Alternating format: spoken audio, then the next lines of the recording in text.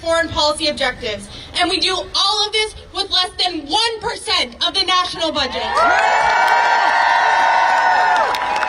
I have been so incredibly proud of the work that I and my teams have accomplished working on USAID programs, and I'm honored to use my voice today to support USAID. We are so lucky to live in a country where the government was created for the people, by the people. And I will not be silenced, you will not be silenced, so let me hear you. Thank you so much again. And now it is my honor to present members of Congress and other speakers. Let's hear for them.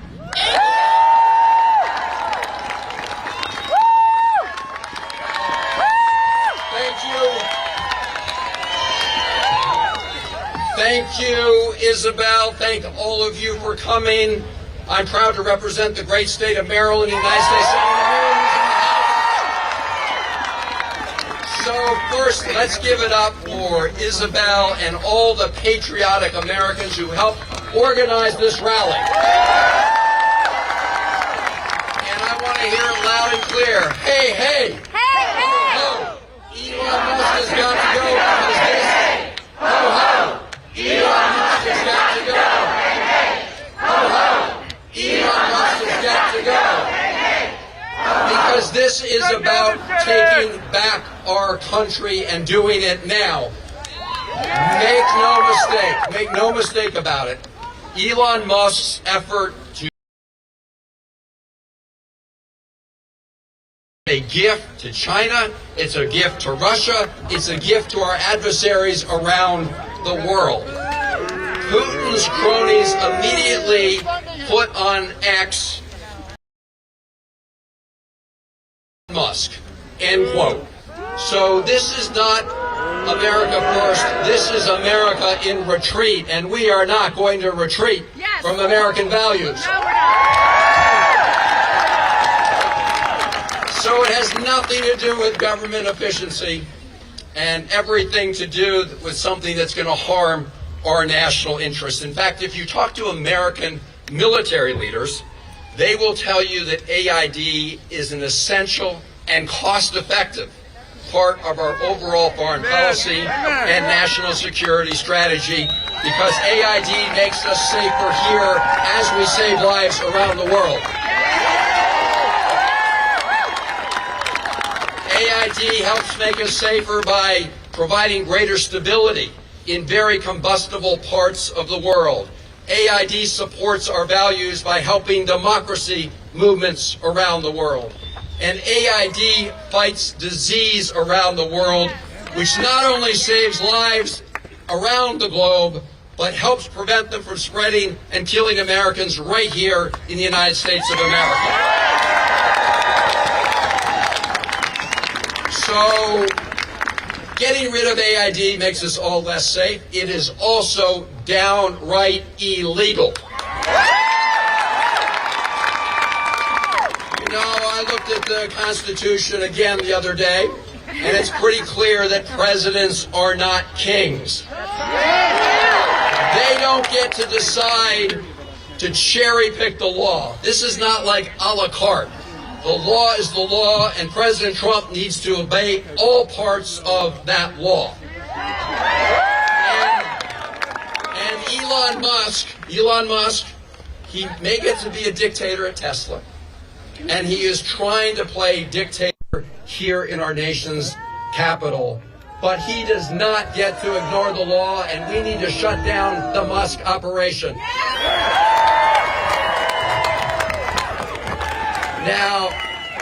Now, some courts have already put a hold. They have temporary restraining orders on some of the other illegal actions taken by the Trump administration, like freezing important resources that flow to communities and very important priorities in our communities.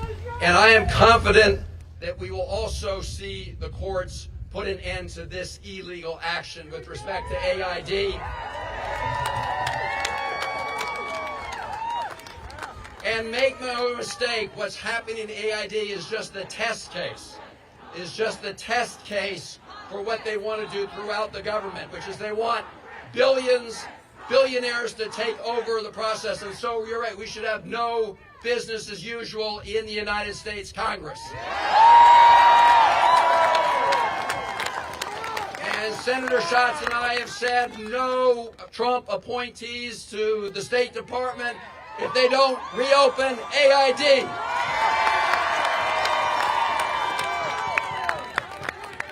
So this is part of a much bigger plan. Make no mistake, it's part of a bigger plan to replace hardworking federal employees who are sworn to uphold the Constitution, to replace them with Trump political cronies. And the end game that they want to secure is once they get the keys to government, they do want to provide huge tax breaks and big giveaways to the wealthiest in America at the expense of everybody else in America. Are we going to let that happen? No! Hell no. So I will end with this. We are witnessing in real time the most corrupt bargain in American history. Elon Musk contributed, paid over $250 million to help elect Donald Trump. And now Donald Trump is turning over the keys to the Treasury and the rest of the federal government to Elon Musk. We need to end this illegal power grab, and we are going to do it now. We are not going back. Thank you all for being here. And now let me turn it over to one of my great colleagues.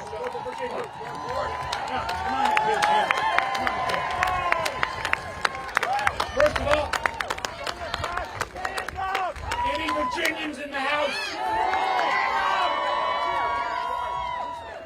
So, Chris, thank you. We were just at banking 10 minutes ago because in talking about the fact that America's reputation is based upon rule of law, it's based upon the ideas that nobody's above the law, and we all ought to be concerned. There's banking committee that you've got folks we don't know anything about looking at potentially all of our personal information, all of the money flows that go out of Treasury. The banking committee needs to bring up the Doge folks who are illegally in Treasury and have them testify. So, you know, I'm really proud of my activities on the Intelligence Committee, and Tim's on the Armed Services Committee. The national security of America is not simply based upon who's got the most tanks and guns. It is based upon our reputation. It is based upon the great work that AID does. We've got to make sure, and Tim has said this more eloquently, whether it is the folks who've been furloughed or the people who are taking potentially Trump's illegal buyout offer, which there is no funding for at all, to think twice.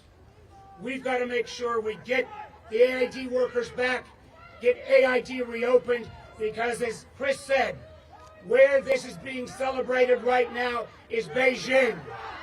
It's Beijing. And until we can end up not letting China into this spot, we're making America less strong. And look at who we are voting against and standing up against. Tim, take it. Okay, do you guys want to hear what we're doing to stop this? Right? There's a litigation strategy, a state court strategy, a legislative strategy in Congress, and a political strategy, right? So let us start with the fact. Let us start with the litigation strategy. You have seen us succeed in numerous court cases in the last few days, and we're going to win a whole lot more court cases. There is a coordinated effort that we are all involved with, 5 different kinds of lawsuits against this administration that we're very engaged in. And here are the 5. Suits to protect federal employees, including USAID employees. Suits to protect fundamental constitutional rights like birthright citizenship. Suits to protect the power of the purse. Monies allocated by Congress cannot be stolen by a president. They have to be used in the way they were allocated. Suits to stop private parties from rampaging through federal agencies, private parties like Elon Musk. I called him Elon Trump, I'm sorry. Freudian slip. Finally, suits to stop mass deportation and unfair treatment of people based upon where they are come from. These are going on right now because of these members of Congress and organizations around this country, and Donald Trump is going to get tired of us winning so many of these lawsuits. That's number one. Number two, in states with Democratic governors, you see Democratic legislatures and governors standing up against these unlawful actions. In Virginia, we have a Republican governor who won't stand up. And guess what? We've got 2 Democratic houses in Virginia, and those houses are standing up. So reach out to your state legislatures and tell them they can help in this too, and they are. Third is in Congress. We've got both legislative opportunities, nominations, but in the next 6 weeks, there is a budget battle in Congress, and Democrats will use our tools in that budget battle to stand up and make sure we get this stuff stopped as part of getting a budget done between now and the 14th of March. Finally, the Republicans are going to put a bill on the table to give tax breaks to the wealthiest. Why are they wanting to shut down USAID? It's not that they really oppose the mission. They're grabbing money. They want to grab money from forcing federal employees to retire and shrinking the federal workforce. They want to grab money by not giving grants to organizations like the Child Fund, headquartered in Richmond, that's been doing international aid work for more than a century. Why do they want to grab the money? They want to put tariffs on products from other countries, which are taxes on everyday Americans for the goods that they buy. They're grabbing the money so that when they put a tax bill on the table in the next 6 weeks, they can give it all away to Donald Trump, Elon Musk, and other rich folks, and we will not let them do that. These are battles that are happening right now. We have a coordinated strategy, but I've left out the last piece, the political one. We are where we are because we lost the presidential election and we lost 2 houses in November. We have a lot more tools in majority than we do in minority.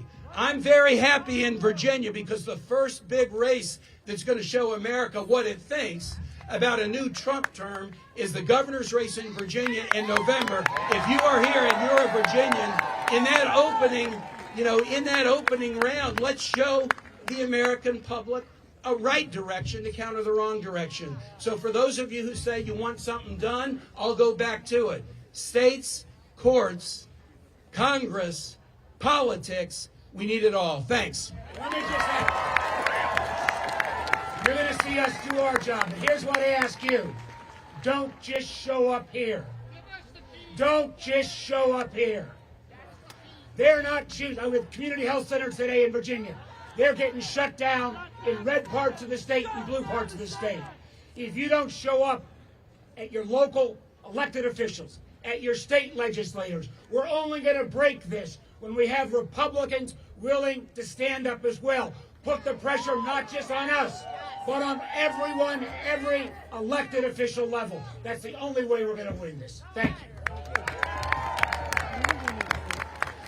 I'm Congressman John Garamendi. 60 years ago in Ethiopia, my wife and I were involved in putting an end to smallpox all across this nation. All these years, all these decades, USAID, the American government working through USAID, has been out there. And who the hell does Musk think he is? He has absolutely no right in shutting down USAID. We cannot allow that. We've got to take to the streets. We've got to take to the rallies. We've got to fight back, and we must resist every motion, every action by Musk and Trump to shut down this government. You have to do that. You're here today. You've got to be on the streets tomorrow. Know this, that in the Congress, we must equally resist what is happening. We cannot let it go on. We must resist. We must be in the streets. We must take every possible action to stop what is happening. Musk has no right, cannot have the information from the Treasury, cannot have it. The Department of Education is next, the Department of Labor. Resistance all across this nation. We must not let it happen. Right now, we know that across the world, USAID employees are brought back. We know that the programs are being shut down.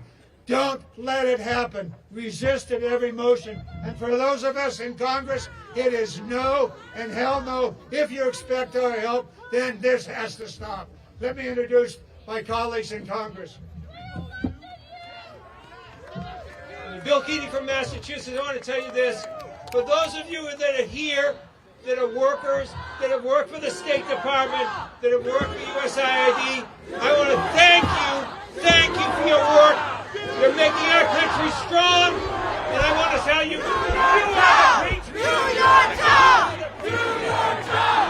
Do your job! Do your job! There's something else at stake here too. That's the rule of law. Donald Trump is breaking the statutes, breaking the Constitution, and we're not going to let him do it. You're not going to let him do it. Because we must win. As he floods the zone, we must stand up. Thank you for being here. Let's keep the fight. It's just the beginning. Do your job! Do your job! I'm Congressman Gregory Nates from the state of New York and the ranking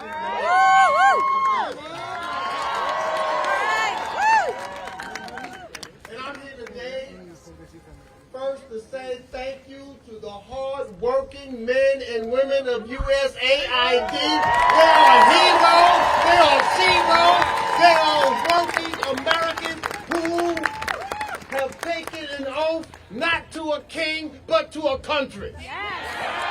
They are the people that put their families at risk to make sure that we are helping people around the world so that we can also stay safe here at home. They are people who are real patriots. They stand alongside our military and others to make sure that the world knows who we are as Americans and that we care. They are the individuals who fight to make sure that when we working collective together, that we will get rid of HIV and AIDS with PEPFAR. They are the individuals to make sure that polio does not last and continue and go around the world. They are the ones that are fighting to make sure that Ebola is not in Africa, is not in the United States, or no place around the world. They are the ones that are making sure that people eat and know how to grow farms and agriculture for families so that they can live and have a better resources. They are the ones that should be awarded and taken care of and thought of and not closing down 93 missions around the world, because when we do that, who benefits? I'll tell you who benefits. When we close down those 93 missions around the world, I'll tell you who benefits. China benefits. Russia benefits. Those that don't mean us well benefits. Our national security is hurt. This is a national security interest to keep us safe at home as well as we do and take care and defend democracy around the world. So this is some ivory tower debate about how government operates. This is about mothers giving birth to children infected with HIV because we cut off their medicine. It's about children starving as famine spreads. So let me conclude just say to the staff of USAID and its implementing partners who carry out these critical programs. You deserve better. You are the backbone of American soft power abroad. You deserve something more than illegal shock and wave tactics to close the agency and that malign your good work. Indeed, America now is less safe than it was a week ago. And without soft power, there is only hard power. And we know that only brings war and more suffering. We know that instability around the world will only deepen when we're not there to help. How long before the fire spreads in our own backyard? How long if we get rid of? Dr. King would say, how long? Not long. That's why we got to stand fight. That's why we got to fight. That's why we got to stay together for the goodness of the American people and the goodness that we spread around the world. I proudly wear the hat, USAID.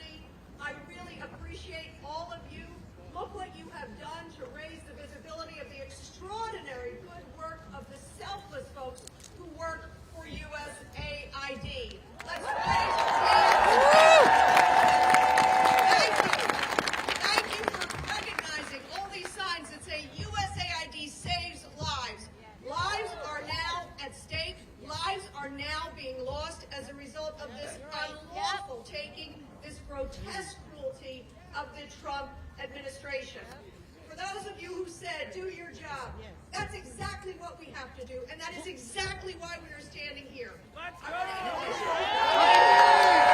Shut down the House! Thank you, USAID. I want to say thank you to you. Do not fatigue. These are not normal times. What is going on is corrupt, it is cruel, it is chaotic, it is lawless, it is unconstitutional, and that's the point. Do not go home. Please stay with us, bring more people to us, and demand the same of our Republican colleagues.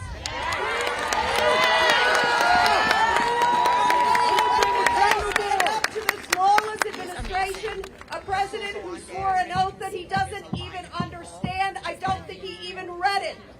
So stay with us, grow our numbers, bring larger crowds. We're going to be doing this at every level. You saw, Education Department is next.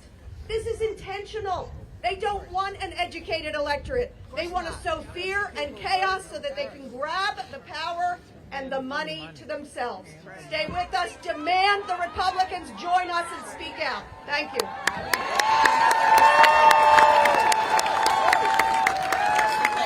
Good afternoon. My name is Latifah Simon, and I'm a congressman congressional district of Progressive District of these United States of America. After 30 years of organizing on the ground, and one of the things that I know is that the Republicans, they are losing when they attack our healers. Yes. Our healers have been stranded all over the globe. USAID has kept the peace in the globe, and now we are going back. I want to be clear. I want to be clear that our democracy, and I hope you all agree with me, is on life support. In fact, it is in hospice. I want us to be clear that as Democrats who are coming here and standing in front of you, it is our duty to hold the line. It is our duty to act and not just talk. It is our duty to hold our votes. It is our duty to ensure that this administration doesn't take us back to an America in 1952, an apartheid America. It is important that we hold the line to accuse these folks of the law that they are breaking. We are not colonizers. We are supposed to be a democracy that loves our neighbors. We are supposed to be a democracy that works to heal instead of kill. I gotta tell you one last thing. The Republican Party claims to love a Jesus that loves its neighbor. Claims to love a God that blesses its people, to heal the sick, and to take care of the widow. To take care of the child with no mother, no father. We honestly must ask this party to reevaluate its own relationship with God. We will move forward.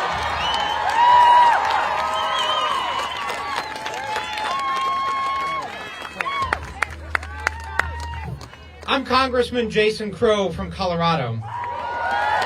And I am here to stand with my USAID friends, those who spread out around the world to prevent starvation and famine and to spread democracy. You are seen, and we are here to fight with you and for you. Listen, this issue is extremely personal to me, like it is to many of you. I spent much of my 20s being sent to war under false pretenses. I was a paratrooper and an Army Ranger. I fought in Iraq and Afghanistan. And I was sent to war with my friends, with my fellow Americans, young men and women, many of whom I saw shed blood and die for this country. And they were sent there by billionaires and energy executives and others who sacrificed nothing, who made profit off of those wars. And that's why I'm actually standing here today. I ran for Congress to prevent that from happening again. And that's why many of you here today. Because we owe it to our young men and women, we owe it to our fellow Americans not to do that again. We know that the investment we make in foreign aid is not charity. Right? We know that extremism and danger breeds off of starvation and hopelessness and fear. And that the investments that we make and the work that you all put in, putting your lives on the line, your families on the line, dedicating your lives to this work, prevent conflict, spread democracy, and prevent our young men and women from having to go and fight more needless wars. So yes, the assault of Elon Musk and Donald Trump and his billionaires and the energy executives is not an accident. They want to gut these efforts to make money, to make profit, to spread instability around the world. We will not let it happen. You have some fighters here behind me. We are here because we are prepared to fight. We will litigate, we will organize, we will communicate, we will use all the leverages available to us during the appropriations and budgeting process. We will fight hard with you and for you. Thank you. Let's get it done.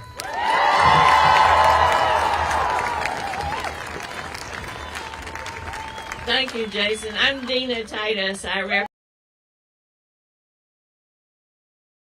here today to speak out in favor of this wonderful agency that does such terrific work. To Finland, you are on the front lines, and all the countries in between. And the people you serve, thank you too. They may not know you by name, they may not know you here, but they know their lives are made better by all the things that you do. You have read the latest memos calling people home, closing down offices, and what about the appointment of a person who stormed the Capitol now saying he will send the Marines if you don't come home? Boo is right.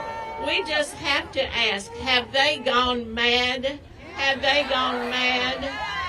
They seem to have forgotten that every dollar we spend on diplomacy keeps us from sending another soldier into harm's way. Keeps us from having to fight and finance another hot war. Keeps us at home where we are safe. Have they just forgotten that? Are they just going to abandon the Uyghurs and the women in Afghanistan? They don't seem to care. Are they not going to pay the people who are guarding the terrorists in the Syrian prisons or keeping law and order in Haiti? They just don't seem to care. Do they not value the expertise and knowledge that you bring to the programs where you serve around the world and what a difference that makes? They just don't care. So the answer to the question is yes, they have gone mad. And that's why we have to be mad ourselves to stand up to them. You know, some of the pundits say, oh, don't make a stake on foreign aid. That's not the way for Democrats to come back. Foreign aid isn't popular with the public. They don't know how much we spend on it. Well, I say to that, bullshit. That is where we have to make a stand. Because without that, we have no country. We are not secure. We cannot protect democracy. And we've got to let the public know if they can do it in Mongolia, they can do it in Virginia. If they can close down USAID, they can close down Social Security. And if they can let some billionaire who's not elected have access to your information, they can cut your checks off. So if you think this isn't important, you are very misled. And that's why we have to stand up to them. We'll always stand with you. Let's get it done. Thank you so much. Well, hi, everybody. I'm Congresswoman Sarah Jacobs. I represent San Diego. And I'm also proud to serve as the ranking member on the Subcommittee of Africa and Global Development. But most importantly, before I was in Congress, I worked on international conflict resolution with many of you. And it's clear to me that my colleagues on the other side of the aisle have no idea how foreign aid works. And you know how I know this? Because I literally had to do a video teaching Nancy Mace why what USAID does prevents terrorism. Let's be clear. This is bad for people. This is going to hurt people all over the world. This is going to hurt our national security. But probably most importantly, this is illegal. What Elon Musk is doing is illegal. Only an act of Congress can eliminate USAID because Congress is who created USAID. And that's why this week I'll be introducing legislation to push back on Elon Musk's illegal takeover of USAID. And when I do, I need every single one of you on the phone to all of these Republicans who for years have said they care about this and put them on the record. But let's be clear, this is illegal and it is a coup. It is a power grab meant to silence critics, and let's be clear, while USAID might be first, it is not going to be the last. But joke's on them, because who knows better how to work in an authoritarian country than all of you?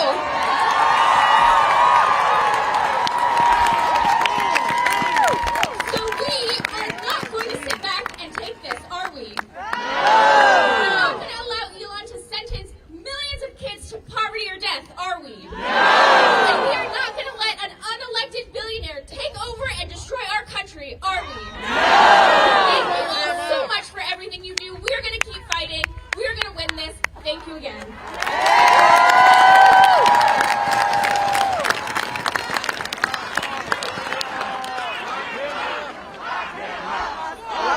Lock Musk up! Lock Musk up! Lock Musk up! Lock Musk up! Lock Musk up! Lock Musk up!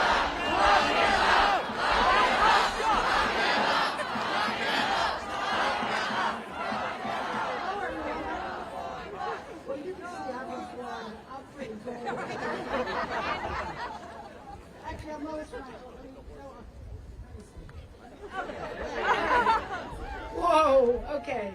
Hey, you know, I had this speech. I'm not really much of a speech maker, but I'm Lois Frankel. I'm from Florida, and I am the lead Democrat on the... Okay, here we go. I said I'm not much of a speech maker, so here, but I'm Lois Frankel. I'm from Florida. I am the lead Democrat on the House Appropriations Committee that funds foreign assistance.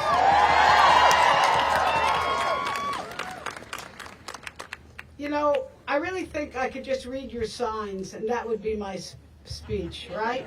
Stop the freeze. When USA disappears, terrorists reappear. Defend democracy. Stop the coup. Jason, I want to tell you, I am a mother first. My son was a United States Marine. He went to Afghanistan. He went to Iraq. He was an artillery officer. Thank you.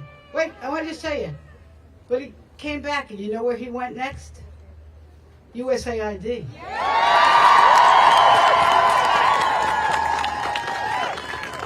And he will be the first one to tell you, just like some of Donald Trump's former generals, that when you are good neighbors and you spend money helping your neighbors, you spend less money on bullets.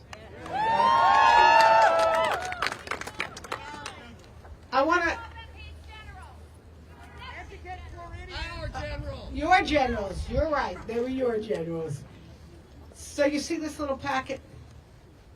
This little packet, it's called Ruth. And for a couple of cents, it can stop the starvation of a small child. For a couple of cents. And I tell you, I'm not only a mother, I'm a grandmother. And I will tell you this, I would do anything to keep my grandchildren from starving. And when USAID funds the program with these packets, how do you think the parents feel? Yeah. The goodwill that would generate. Now I'll tell you one more story. Years ago, anybody here from CARE? I hear some people from CARE. I went to a small village in Malawi with CARE, and there I saw a small classroom of little girls being educated. And we saw a program of mothers learning how to make a living.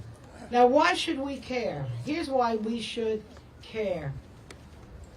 Ladies, if you didn't know this, little girls grow up to be mothers, and mothers influence their children in a big way. And when you educate the girls and you educate the mothers, and you breed economic opportunity, you don't breed terrorism, right? That's what your sign says, yeah. All right, you know what? And here's one last thing. I don't know if I saw this sign, but what happens when we step out? Who steps in? When we step out, China and Russia is gonna step in. So let me just say again, to thank every single one of you, from the bottom of my heart, all of us, to thank you. Those of you who work for USAID. Yeah, okay. Those of you who care about their families, about them, and our place in the world. We must stand together, and we must fight back, and we must be good neighbors, not just because it's the right thing to do for people overseas, it's the right thing to do. Okay, here we go.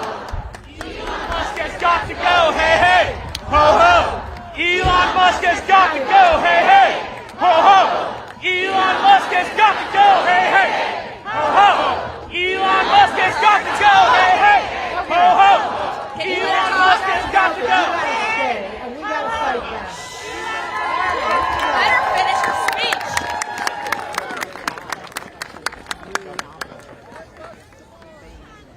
USAID saves lives, makes peace, protects our planet, stabilizes our world, does great work. Let's cheer for the men and women of USAID. I'm Senator Chris Cruz. I've been a senator 14 years, and I have seen the incredible work of local partners, of nonprofits, of USAID around the world. From Kibera in Nairobi at St. Mary's Clinic, handing out life-saving medications, to Indonesia fighting to save a coral reef, to working with counter-cartel human trafficking efforts in Mexico, to helping entrepreneurship in Malawi. Around the world, USAID for decades has advanced American interests and American values. And to mistreat the folks who have delivered this life-saving support for so long is just plain wrong. The difference that you have made The difference that nonprofit partners like World Vision and Catholic Relief Services and Save the Children and International Rescue Committee and CARE have made makes America safer. When President Trump ran, he said he would make America safe again. Nothing about this makes us safer. There's an Ebola outbreak in Uganda. Helping Uganda fight Ebola makes America safe. There is a Marburg outbreak in Tanzania.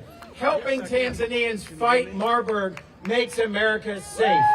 There is a crisis of human trafficking in Mexico.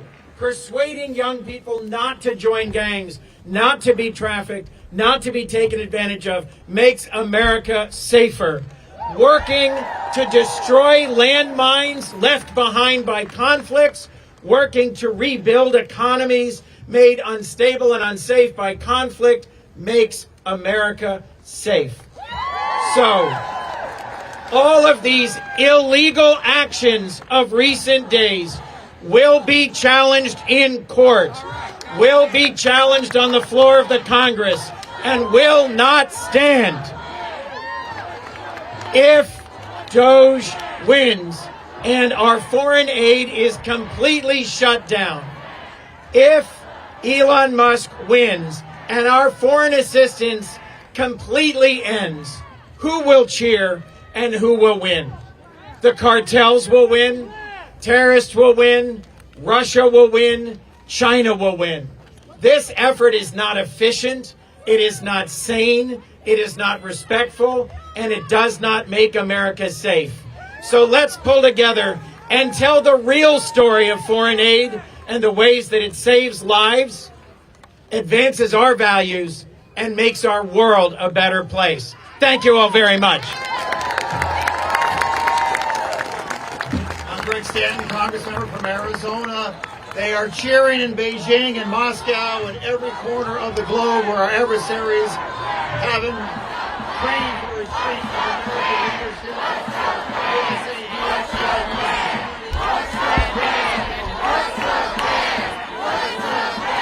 More than 60 years, What's the strategic objective? under Democratic administrations and under Republican ones as well. Congress has passed a budget across party lines, providing robust funding for USAID, and it has always had Republican support before, because it is a tool that advances American interests and protects American lives. It fights famine and drought, helps after natural disaster, and promotes economic stability to lessen global migration to our borders.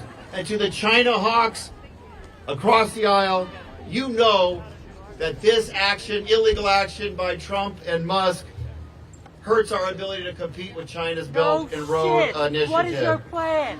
If you want to have the strongest economy on planet Earth, utilizing our soft power is critical. The Chinese Communist Party understands all too well the benefit of soft power. If the United States is serious about winning this global competition with China, well, to borrow its poker term, that is the buy-in. Here's the simple truth. By killing USAID, this attempt by Trump, Elon, and Doge are making the United States less safe. And oh, by the way, they're picking on USAID first, but Trump, Elon, and Doge are setting their sights on What's your plan? What's your plan? What's your plan? What's your plan? What's your plan? Funding, abolish a congressional appropriate agency. That is speak directly to my Republican colleagues across the aisle. You may be cheering this act by Trump and Musk, or maybe you're just afraid of Trump and Musk. But let's be clear, they're bypassing you as well, and the American people will hold you accountable. This doesn't stop until the public and members of Congress on both sides of the aisle stand up and remind Trump that we are co-equal branches of government and we need to restore checks and balances in this country. So what are you going to do?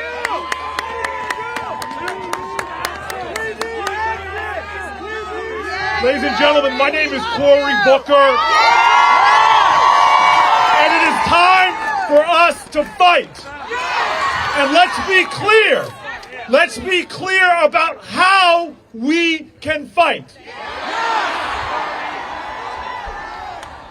The Republicans won the White House. They won the House of Representatives. They won the United States Senate. They have majorities across Congress, but we are not powerless. We have agency.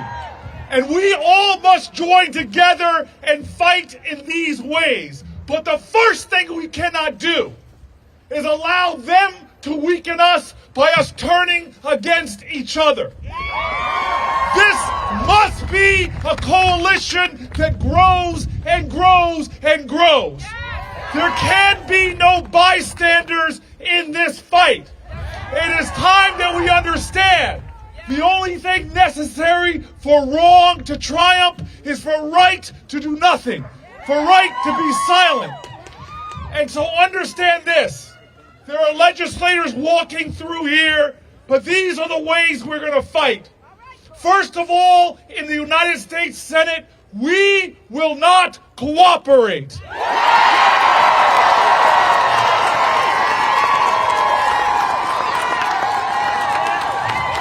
We are joining the leadership.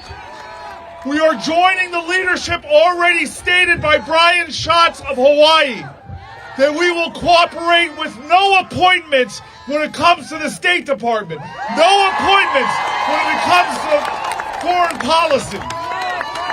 The first thing we're going to do in the Senate is not cooperate with the illegal and unconstitutional acts that they are trying to do.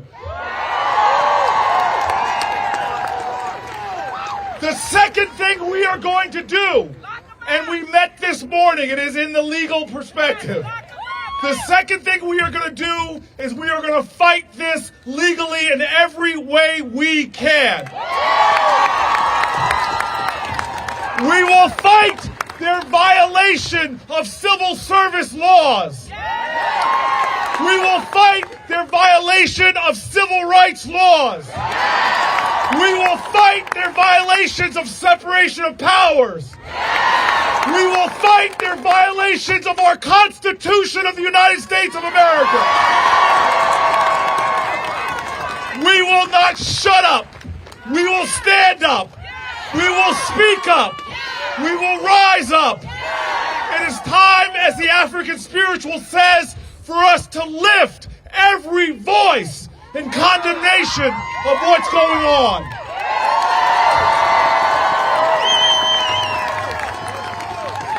We will fight legally. We will fight procedurally, and we will also fight legislatively. From the House of Representatives to the United States Senate, we will be introducing legislation to stop this assault on our Constitution and separation of powers. And lest you think I'm naive, do not categorize this as a left to right fight. This is not about left or right, it's about right and wrong.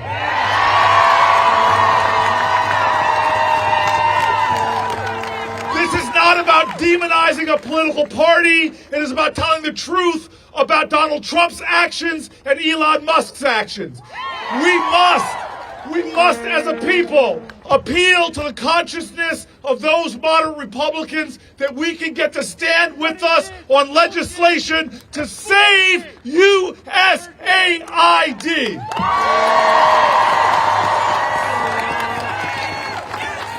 And so again,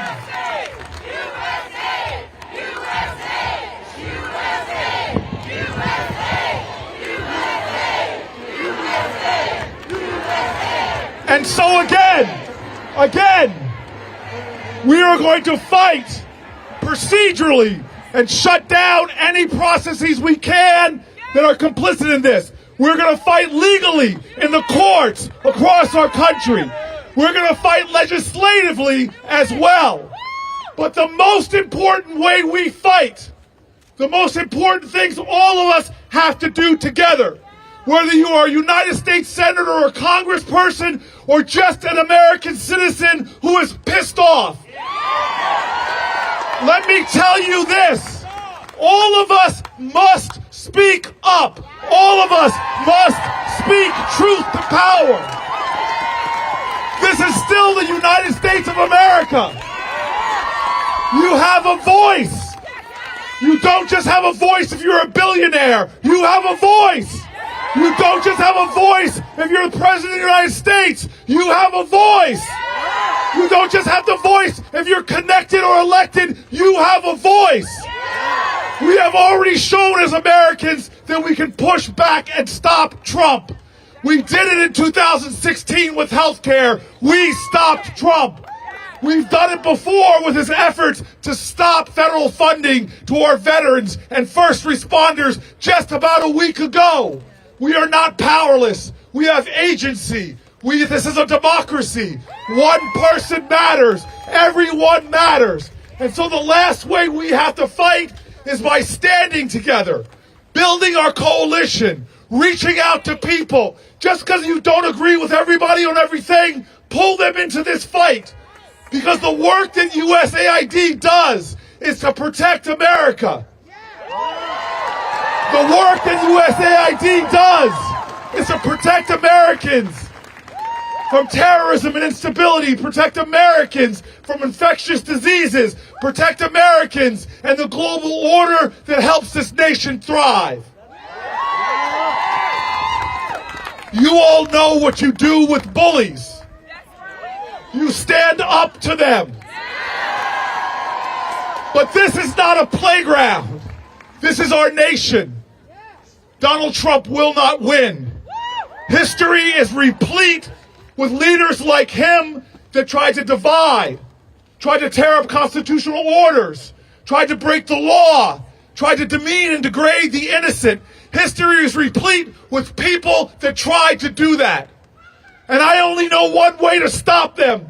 I only know one way we're going to win. I only know one pathway to victory. And that is for us to do it together. We the people.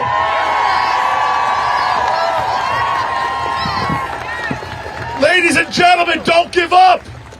We will face defeats, but we must never be defeated. Don't give up. Do not give up. I am proud to bring to the microphone right now one of the most important voices in global public health. A great American, a great patriot, a man of character and honor. I bring you Dr. Atul Gawande.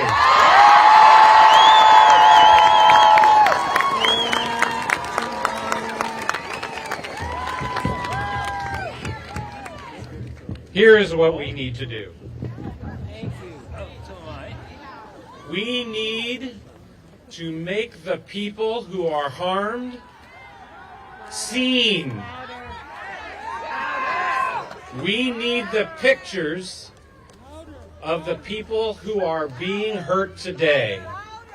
They have names. I met patients in Kenya whose life, a baby, whose life was saved because a midwife was taught how to save that baby's life. And that baby does not have a midwife today. I met Poon Sao in Thailand, who walks the neighborhood as a community health worker, who is able to make sure that people in their community get medicines. There are organizations that have people who are doing this work. We have to show them. Many of you know these people. What I ask is to be brave. Your own organizations are afraid of the attacks that are coming their way. We will be the ones to stand up and show the people who are hurt. I am a surgeon. I am Atul Gawande, who has led global health at USAID for the last 3 years until 2 weeks ago, there was a malaria team with world experts, and they are gone. Until 2 weeks ago, There was a TV team, and they are gone. Until 2 weeks ago, there were disease fighters, and they are gone. But they have not gone away. So we need you to demand that we let them work. Let them work. Let them work. Let them work. Let them work. Let them work. Let them work. Let them work.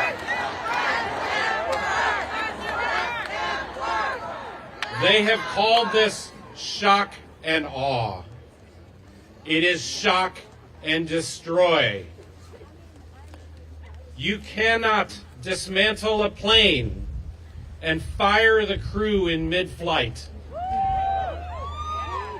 But that's what an oligarch with unchecked power is doing to life-saving foreign assistance programs. John F. Kennedy founded this organization to win the hearts and minds of the world. Those people are being pulled out, taking their families. Our teams are being forced to pull their children out of schools, to have spouses lose their jobs and come home as if they're being treated as doing something wrong. We have 2 days to stop them being pulled out. Stop them being pulled out.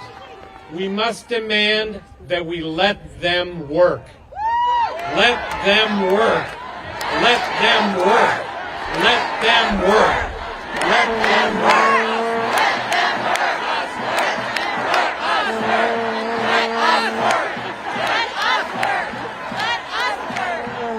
I will be with you all the way, and we will be together all the way. Thank you.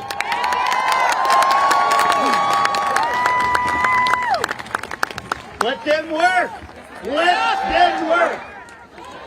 I'm Peter Welch from the mighty state of Vermont.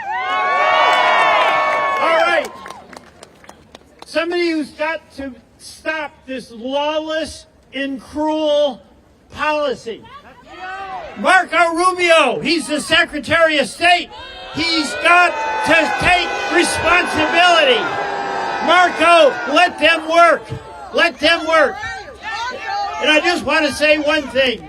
All of us are waking up wondering, how are we going to get through this day? That's what we're wondering. Everyone can't believe what is happening to our great country. But we only have one decision to make. It's to get up and face the day or pull the covers over our heads. And we are going to face the day. We're going to fight to protect our Constitution. We're going to fight to protect our brothers and sisters who are working on our behalf all over the world. We are going to face the day. And if we have any time to be discouraged, think of the great Martin Luther King, who every day faced a day where death awaited, where every day he faced a day where the forces were against him.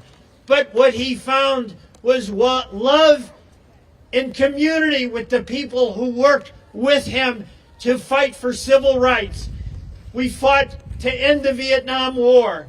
We are going to fight to protect our Constitution and our democracy and the dignity of people all over this world.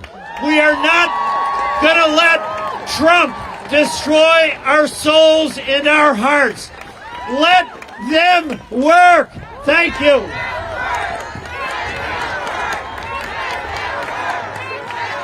Thank you, thank you, thank you. Hello, my name is Congressman Jonathan Jackson from the great state of Illinois. It is time. People ask, what can we do? Not only should we text and post and blog, it's time for us to show up and march and show our disgust at what's happening in our nation. It is time. And I am so sick and tired. Who elected Elon Musk to anything. It's time for the spirit of Mar-a-Lago, the billionaire bros, and all those that must go out of here. Elon Musk has not been elected to anything. Elon Musk should not have access to our personal financial records. We don't need people running our government that have not gone through security clearance. That same spirit that Elon Musk has coming from South Africa and Peter Thiel coming from South Africa. We're not going to have apartheid in America anymore. Forward ever, backwards never. Look at how this started. They started with a ban on our books. Then they started with a ban on women's bodies. Then they started with a ban on our medicine to the poor. Now they started a ban on the AIDS to those that need it the most. Now we're seeing the most powerful man in the world, Donald J. Trump. And we're seeing the richest man in the world, Elon Musk, now take money and food from the poorest woman and the poorest man on earth. It is time. It is time that we tell those in Mar-a-Lago, the billionaire bros, it's time for them to go. In the words of the civil rights, forward ever, backwards never. Forward ever, backwards never. Forward ever, backwards never.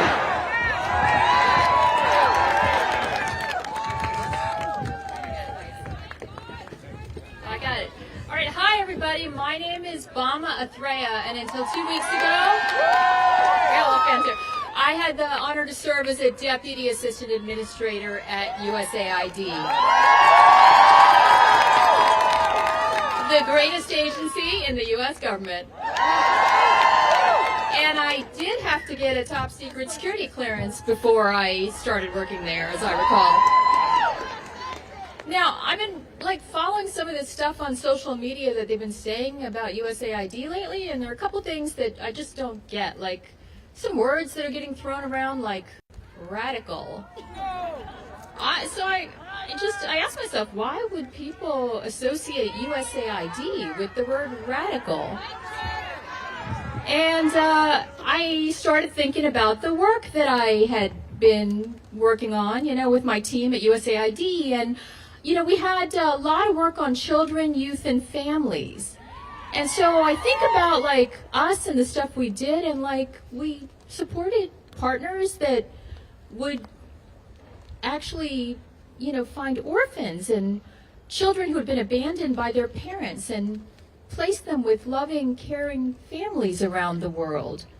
That's what we were doing.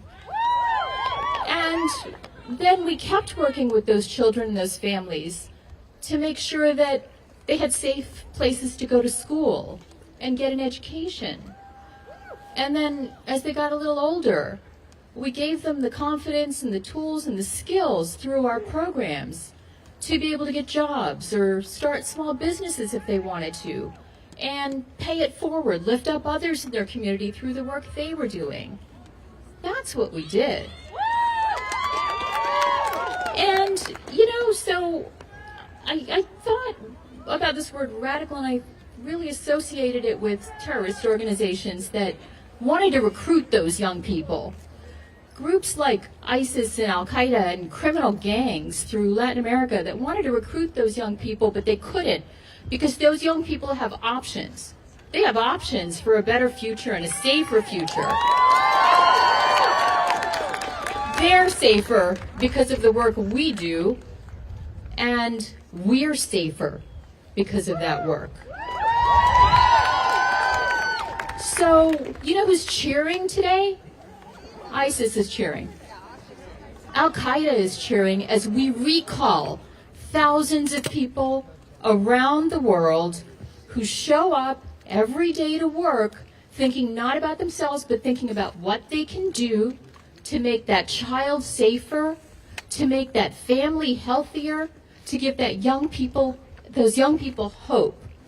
And so when I think about our wonderful staff around the world, I think about things that young people have said to me as I've gone on my travels and met them. And they've come up to me and they've thanked me. And they haven't thanked me because of the money we put into the programs. They've said to me, "You believed in me." And they've said, "Because you believed in me, I believe in myself." And so we give people that. We give them hope, care, courage. And if you cut AID out of the U.S. government, you cut out the beating heart of our foreign assistance.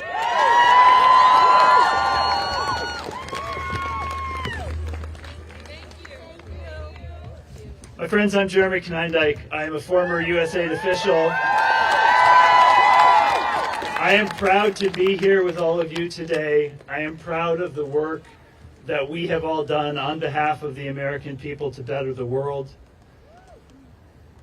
I am here because I love USAID and I believe in the mission of USAID, but also because I love the Constitution and I believe in the Constitution. And we need to be clear that both of those are at risk. The attacks on USAID are attacks on the Constitution. If we are in a country where the richest man can decide that the richest country will no longer help some of the poorest people, we are in a very, very dire place. The attempts to kill USAID will kill people. They will kill people that America has committed to save. This will abandon people that America has committed to support. It will dramatically weaken our country's global influence, and it will empower and embolden our political rivals. Among those who are openly cheering Musk's campaign against USAID are the Houthis in Yemen, are the former president of Russia, Dmitry Medvedev. They do not have America's best interests at heart. They know that if USAID is taken off the board, their jobs get easier, America gets weaker and less safe. I also want to address the people of USAID, you who have committed your careers and your lives to serving your country to advance the welfare of the world. You deserve better. What is happening is a brutal and a shameful betrayal of you who have served your country with bravery, with integrity, with dedication, and with honor.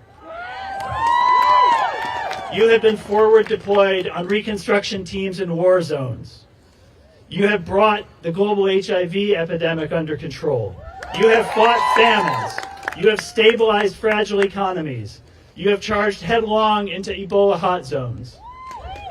The vest I'm wearing today, I wore every time I deployed to a crisis zone with USAID. When I put it on this morning, I found in there a pair of gloves that I got, plastic gloves, that I got on one of my trips to the Ebola response in 2014. That is emblematic of the work that USAID does in the world and the risks that USAID personnel take on behalf of their country. You at USAID represent the best face of America abroad, and you deserve better. I also want to issue a plea to Republican colleagues on the Hill. You know that what is being said about USAID is not true. You know the truth of this agency. Many of you have been on record many times praising the important work of USAID. Speak out. Where are you? Have the bravery, have the courage to speak the truth. Because if we lose USAID, it is a catastrophe for our foreign policy, it is a catastrophe for people who depend on us around the world, and it is a catastrophe for the Constitution. Thank you.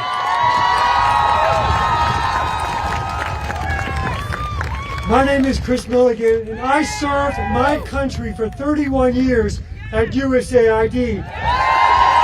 Like many of you, thank you for coming today. I hear that USAID is full of radical lunatics. Radical because we believe in the power of America, the power to change lives. We know that America is looked up to around the world as a city on a shining city on a hill. Radical because we engage in a world with compassion, with American values, not only lifting millions out of poverty and oppression, but making America safer and making jobs back here at home. Lunatic? Lunatic. Well, we volunteer in war zones. We are in the most dangerous and challenging places around the world. Unarmed. Famines, disasters, military dictatorships, without our families, without our friends, and at a cost. I'm reminded of that when I walk by a memorial wall, which has too many names of Americans who have lost their lives serving their country, our colleagues. Who would do this? Committed, patriotic, radical lunatics who put country first.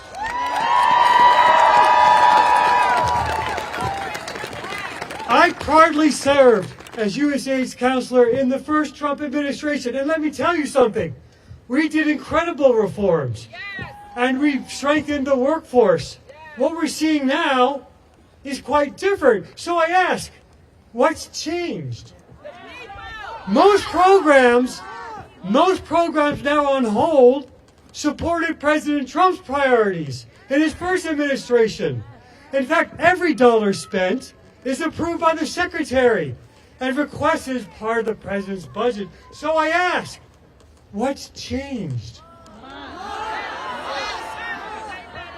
The dedicated staff recently put on administrative leave served President Trump honorably during his first administration, and many were promoted. So what do we ask? What's changed? You know it. This denigration of patriotic Americans is a win for those who want to weaken our country. The creation of America began with these three words: we the people. Assistance should serve the American people, not be a plaything of the elites. Don't destroy what you don't understand. Every minute that assistance is frozen weakens America, makes us less secure, and costs us jobs. Let's stop the political theater. Let's protect taxpayers' money. Lift the freeze on foreign assistance.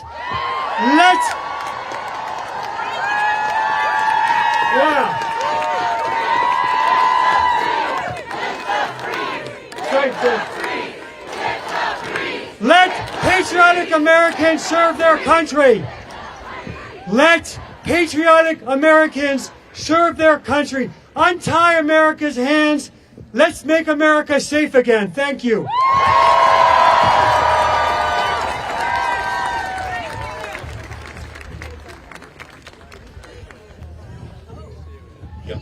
I'm Senator Ed Markey from Massachusetts, and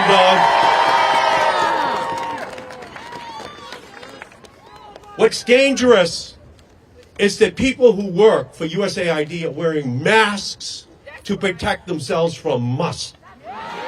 This is a dictatorship in the making. This is an attempt to take over USAID and then use that as the example to take over the EPA and Medicaid and Medicare. Donald Trump, Elon Musk makes unsafe cars, and now he wants to create an unsafe world. And cutting the programs that are at the heart of who we are as a nation. So Elon Musk said over the weekend that he's going to throw USAID into a wood chipper. What else is going into that wood chipper? Healthcare, democracy, fighting for the rights of those who are most desperate around the world, and sending a message that he is going to do the same for those who are most desperate in the United States of America itself. This is an historic moment.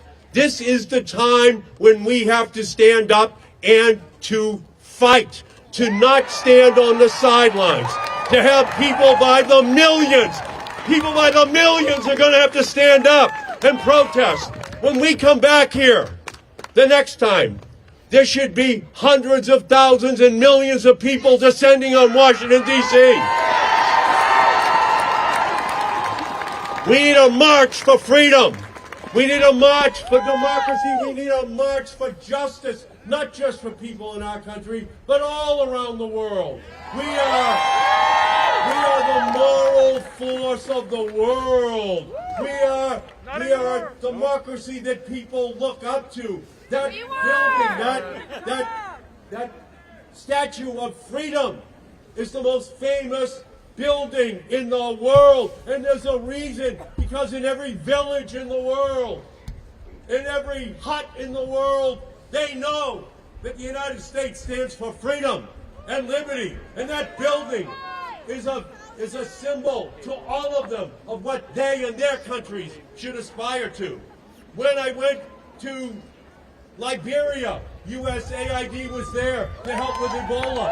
When I went to Cape Verde, USAID was there to help with Zika. When I went to Nigeria, USAID was there to help with malaria. Yes, to help those people, but to prevent the spread of those diseases around the world. We want to make sure that we are providing that protection. That is who all of you are. That is what USAID represents, the best of our country, the best of who we are, the best of what we have to be as a nation. Elon Musk and Donald Trump are the worst of what our country stands for. The only way to take back our government is to take to the streets by the millions, to demand justice, not just for the people in our country, but all around the world. Otherwise, they are coming for our clean air, for our clean water, for Medicaid, for Medicare, for the Affordable Care Act. This is just a preview of coming atrocities that Musk and Trump have planned for our country. So, let's unfreeze USAID.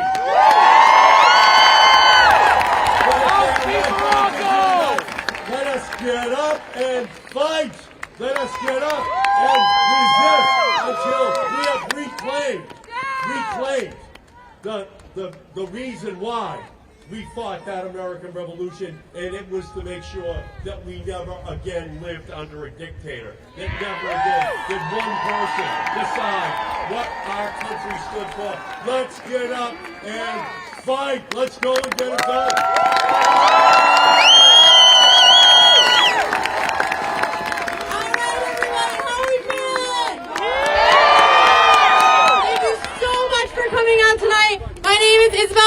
I'm one of the grassroots organizers of this event, and I just wanted to say, we've heard some from incredibly accomplished people today, but as an average American who has worked on USAID programs, I wanted to say that this is our time to use our voice to stand up for what we believe in. I am talking to the American people right now.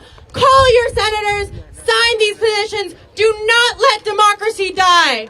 We have several other protests going on this week. I hope to see you all there. There's one in front of the Department of Labor at 3 p.m. today.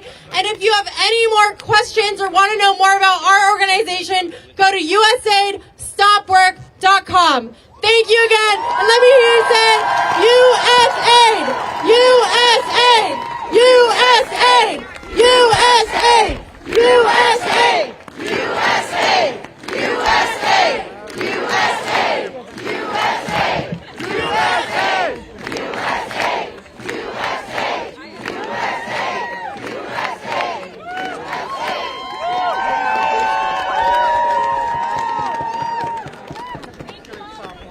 Yes. Yes, I am totally.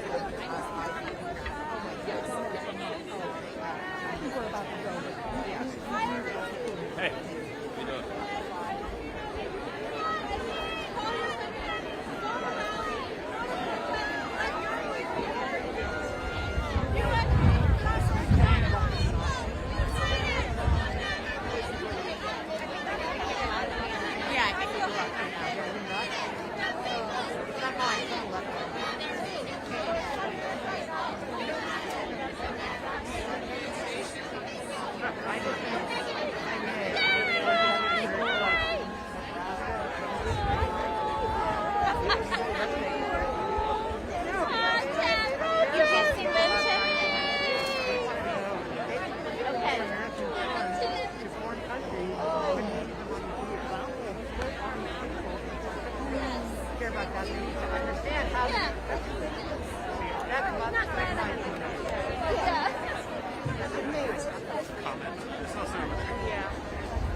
Yeah, you have to make that connection. Because ordinary Americans don't understand aid and why helping this woman benefits them. It's good. Great job. Thank you so much for doing this and putting this together. This is great job.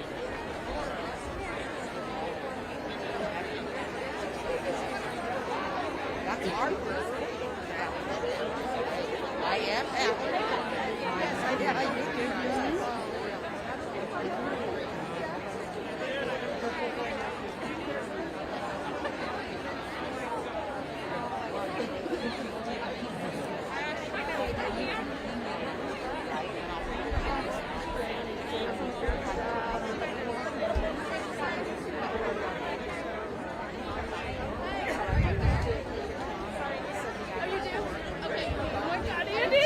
I didn't realize you were here.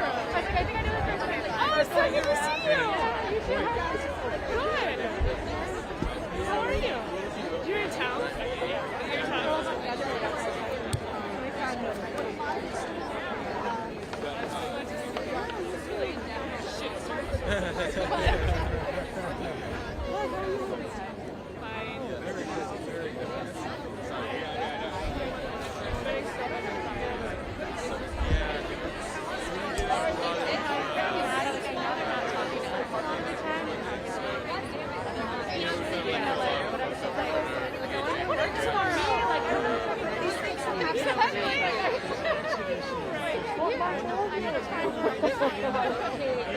Hi, how are you? I used to work at Andy. Sorry, I couldn't do that. Yeah, I know. I mean, I guess I'm not. Oh, do you want to see the other side?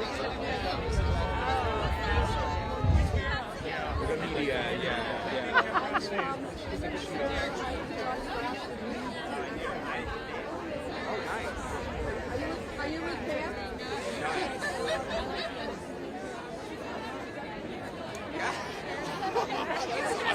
I saw you.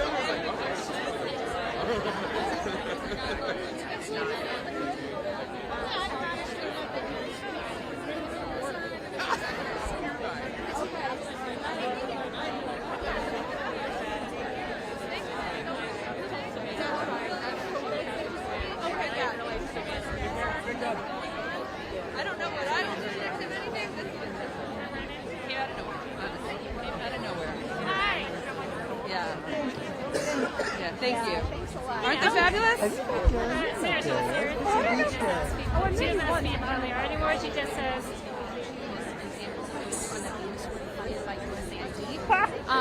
They were yeah. So like the transgender opera, for example, that was a $20,000 grant from the State Department in 2021.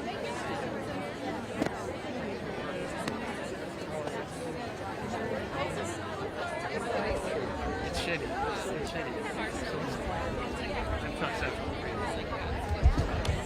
Sorry, my hands are freezing.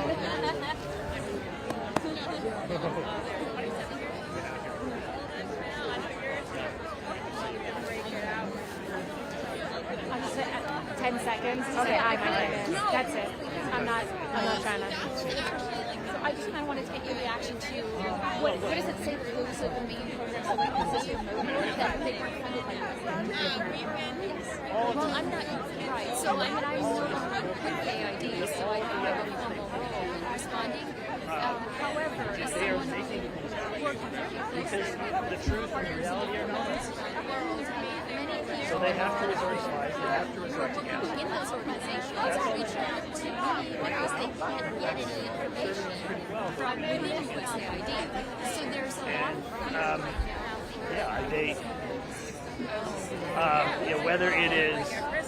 whether it is the things on that.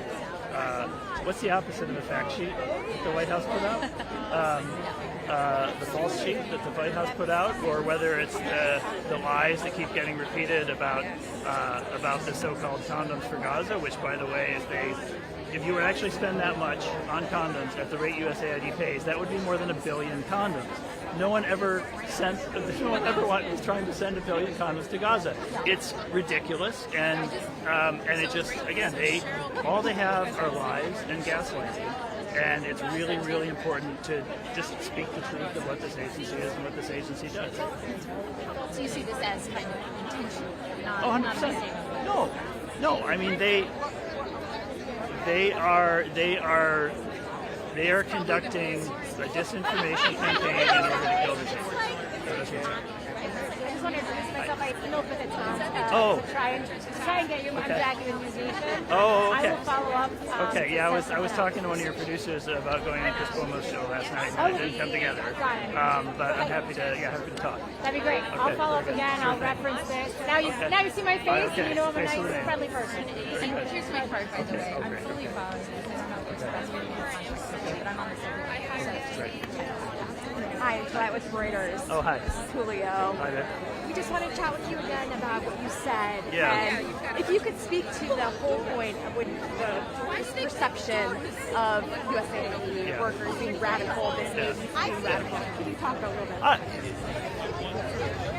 I say this with love when I say that, USAID workers are just some of the most low-key folks that, the low-key but low-key brave, low-key courageous, low-key patriotic folks you will ever meet. They're not radicals.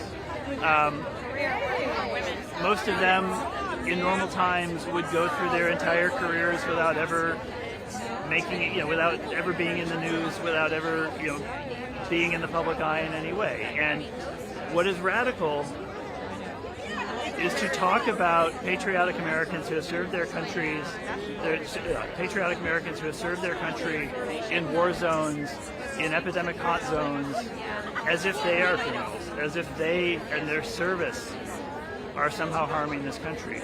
It is the attacks on patriotic Americans serving their country and working for their government that is the radical act. And can you talk about how stopping funding to help other countries could affect us? I mean, so many ways. American power and American standing in the world do not come only from our military might. When you go around the world, what inspires people about America is what they see as the example of our goodness and our values, not the size of our military or how many aircraft carriers we have or how many fighter jets we have. What inspires people around the world about America is the values and the story that America represents. And USAID is the manifestation of that around the world. So it makes us weaker, it makes us smaller. It also will just materially harm millions of people if USAID goes away. There are today 20 million people around the world who are on HIV antiretroviral drugs because of U.S. foreign aid. If USAID goes away, they get kicked off those drugs. Their HIV infections come back, and we suddenly find ourselves once again in a resurgent global HIV epidemic. That is not good for America. That will reach our shores. There are many, many examples like that of the ways in which the work of USAID helps people abroad and simultaneously advances the interests of America and represents the values of America. But these are not values that are shared, frankly, by Donald Trump or Elon Musk, and that is why they're attacking it. And can you tell me again what your name is? Sorry, my name is, sure, and I'm on the website for the event today, but my name is Jeremy Konyndyk. Konyndyk, and I am now the president of Refugees International, but I formerly served in the Obama and Biden administrations in senior roles at USAID. Yeah. We're colleagues. It is a pro-American idea. I don't love the America First terminology. I think that's got a pretty checkered history in this country. But I will say this. When I served at USAID, I worked with many Republicans. I traveled with Republicans to disaster zones. I worked with them and traveled with them to visit the crisis responses that my teams were leading. And they were supportive. I worked well with Republicans. They worked well with me. This used to be a nonpartisan thing. It should still be a nonpartisan thing because it serves America regardless of who's in charge. It advances American interests regardless of who's in charge. And it is shameful if Republican politicians can no longer acknowledge that because the world's richest man is shouting about it on his Twitter feed. They don't care. Thank you. I'm a reporter for the Is it okay if I talk to you? So proud to be in a government that is being heard people by them. And I think what we've seen in the last week is that our voices are not being heard, and that we are letting billionaires dictate American laws. That is not what we're doing. That is not what we're allowing. Whatever is left of for resistance, if they succeed with this programs, which is completely understandable. Therefore, a process like that in our institution, we all thought there was a chance that they would want to continue the work that we're doing. But it's becoming clear that that's not what the objective is. The objective is to tear down the whole foreign assistance industry. People have spent their lives building expertise in work that is valued overseas.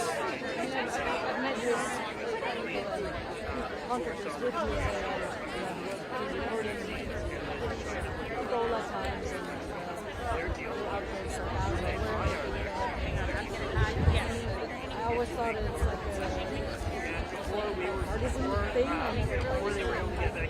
And it was. And there are a lot of Republicans that are very supportive of USAID, but Trump is taking everything over, and anybody who speaks out is basically going to be canceled and fired and run out of town. It started in the last Trump administration, and it's just become worse and worse with his in the last 2 years.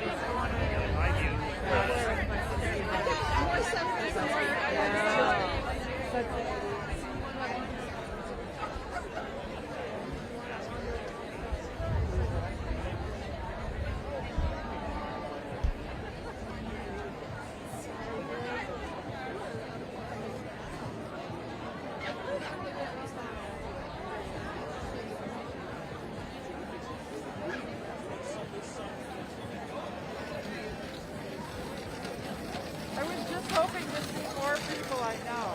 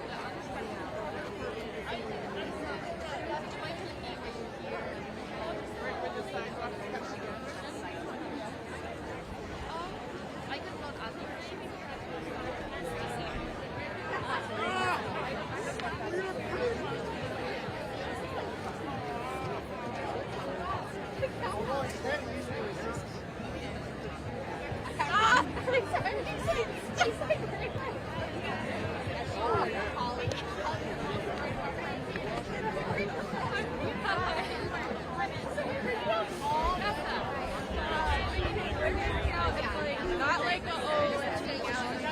We're taking out. And you both will love Kevin.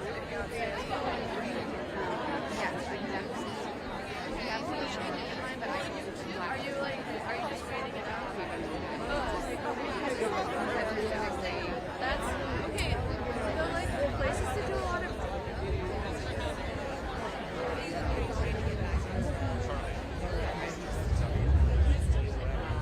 And where is that?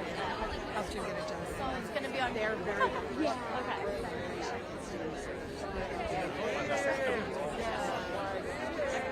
Oh, I know, yeah. How long? Down to 6 days.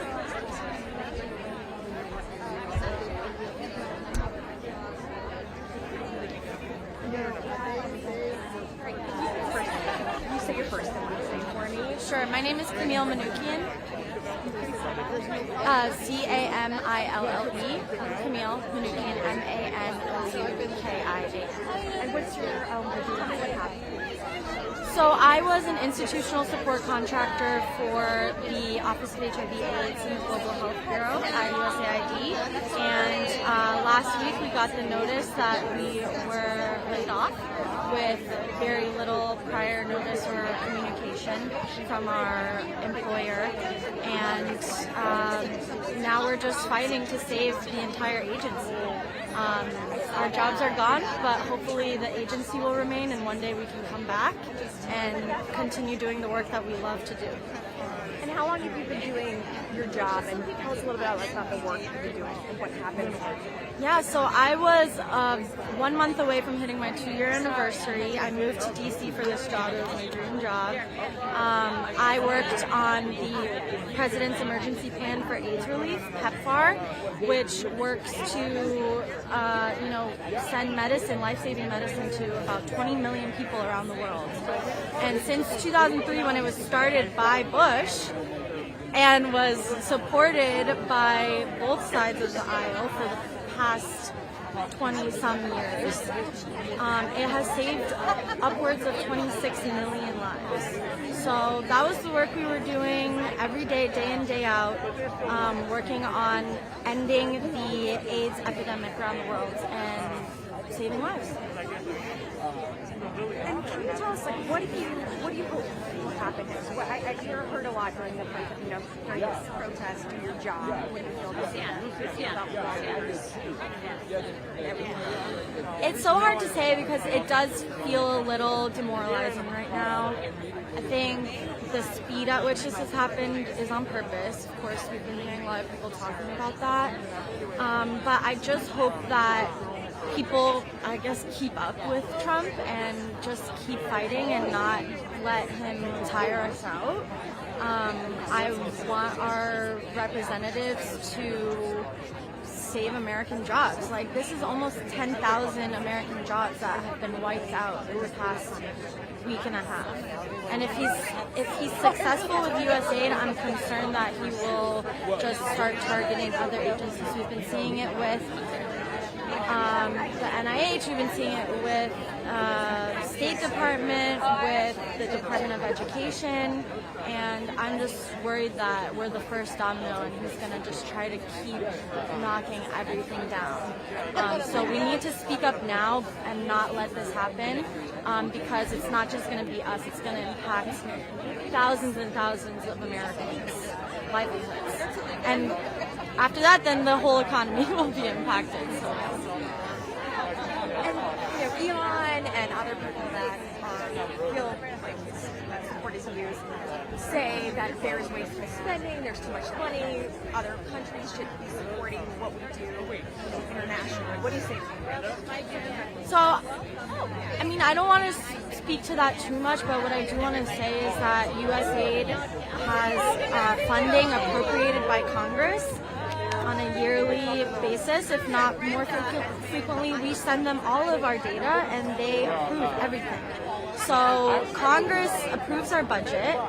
We work day in and day out with local partners and the private sector and other nonprofits to, have more localized funding and more government ownership in other countries. That's what PEPFAR's long-term plan was to transition completely to local government ownership in the countries that we worked for, and to kind of offload that from the U.S. government. So it was in the works. I think we are responsible American taxpayers. It's our taxes too that are going to fund this. So I just don't believe the lies that Elon Musk is spewing right now. What happens next for you? I've already started applying to jobs. Global health is my passion. Service is my passion. So I hope to, stay in the industry. I think it's going to be tough right now because there's hiring freezes. All of the implementing partners that we work with are also on pause, and thousands of people will be applying for the same jobs. So I think it's going to be really tough for the next few months, but I'm blessed to have the support of my friends and family, and I will be okay. I'll get another job, but the more concerning part that we have to remember is that there's millions of people around the world who will not receive these life-saving services if we keep this foreign aid pause, and if we get rid of USAID, people are going to die. So that's what's more important right now. I'm on that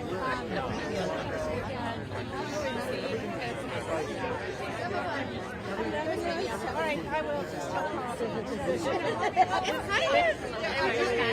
You contacted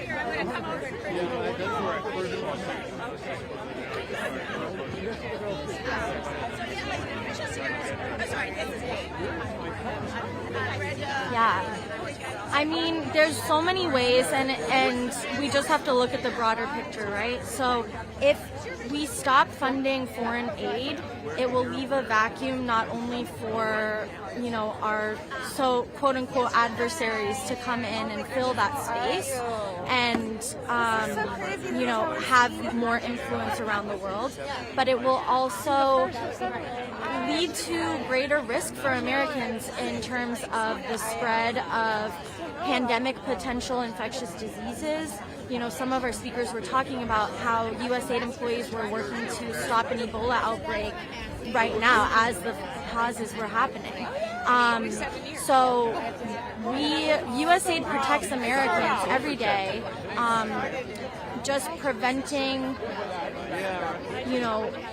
civil unrest in other countries, improving, the economy in other countries, encouraging more education, more agriculture. So generally, I think, USAID encourages a more prosperous, healthier, safe world. So I think that trickles down to the United States of America as well, and Americans. So on top of just so many Americans losing their jobs, it's going to have a devastating impact on the American economy as well. I am about to turn 27. Yeah. Yes, I am. Thank you. You said you're with Reuters?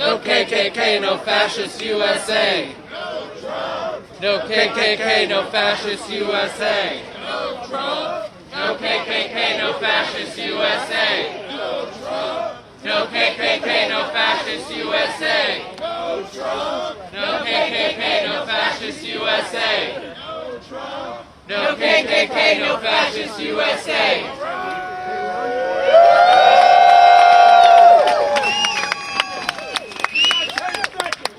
It'll be 2 o'clock. Scream it too. Just scream out loud, get your frustration out, and then we'll chant more. We got 5 seconds. 5, 4, 3, 2, 1.